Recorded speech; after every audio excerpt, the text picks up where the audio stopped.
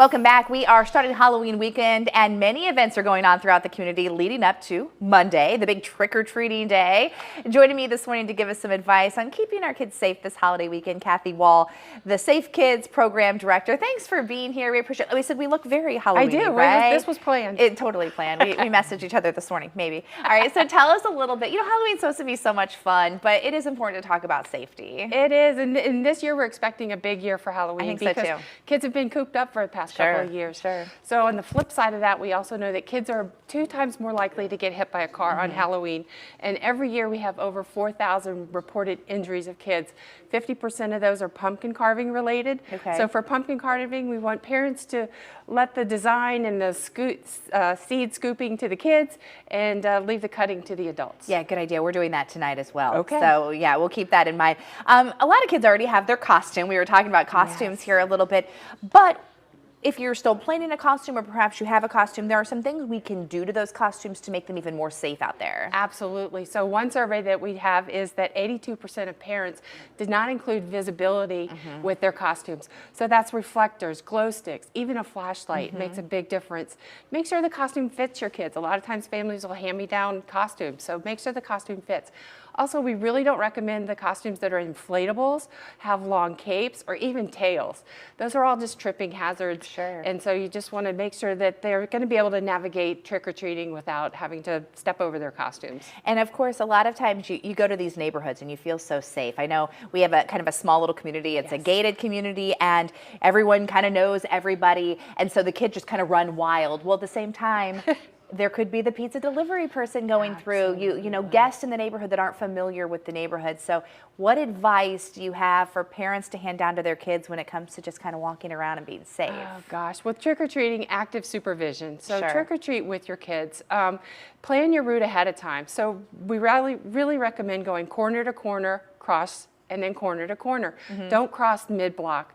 Don't run. I mean, as parents, that's all we say is walk, don't run, but don't run. And you just want to be careful. Stay on the sidewalks. A lot of times kids will cut through lawns.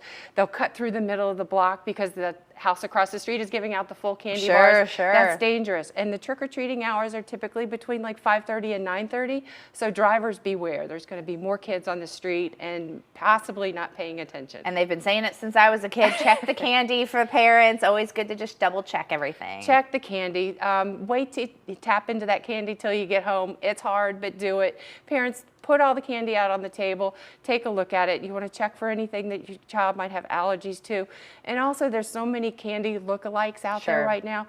You want to make sure that the candy is commercially packed and that you know where it's coming from. You said you have a couple other things you wanted to share event-wise coming up. We do. So today at 11 o'clock we'll be on the People of Power show with Kitty London. And then at 1 o'clock on our Facebook page, Safe Kids Palm Beach County, we'll be doing an Ask an Expert. We're going to have representative from St. Mary's Palm Beach Children's Hospital, Delray Medical, and Florida Poison Control to give more information. Oh, very good. Well, thank you so much. I know I end up almost losing my voice saying, did you say thank you? Did you say thank you? Yeah, I know. Exactly. How many times do we say that as they're leaving the house? Is tell them thank you. Walk and say thank you. Yes. Thank you so much for all your help, advice. Always good to hear it each and every year. And if you'd like more information, you go to safekids.org, and you said it's 1 o'clock is the Facebook? Yes. Facebook Live. All right. Thank you so much. Thank Nathalie? you. All right, Erin, Kathy, thank you. Another safety issue parents and kids need to watch out for, like we just mentioned, is the candy that fills their trick-or-treat bags specifically for children with allergies.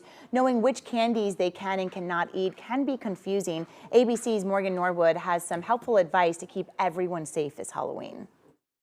Halloween can be an enjoyable time for children, but for parents of kids with food allergies, the holiday brings an extra level of concern.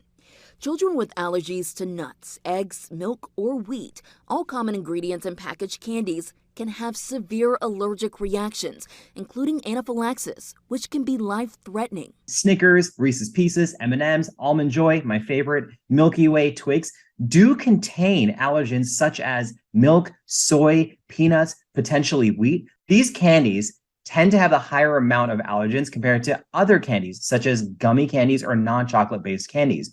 It's important for parents to look at the ingredients in each candy, and if that information isn't on the packaging, they should go online or call the candy company directly and ask. But even if allergies are not on the ingredients list, there could still be trace amounts of common allergy triggers. Look to see if the candy was processed in a place that also processes nuts, because there may be some cross-contaminations that can trigger a nut allergy. As kids head out for Halloween festivities, it's important they be prepared. Make sure they have any necessary medications with them, such as an inhaler, an epinephrine autoinjector, Benadryl, or anything else that they may need. And if a child with allergies does ingest a candy and parents are not sure of the ingredients, they should watch closely for any signs of allergic reaction, such as hives, difficulty breathing, or swelling of the lips and tongue. Morgan Norwood, ABC News, Los Angeles.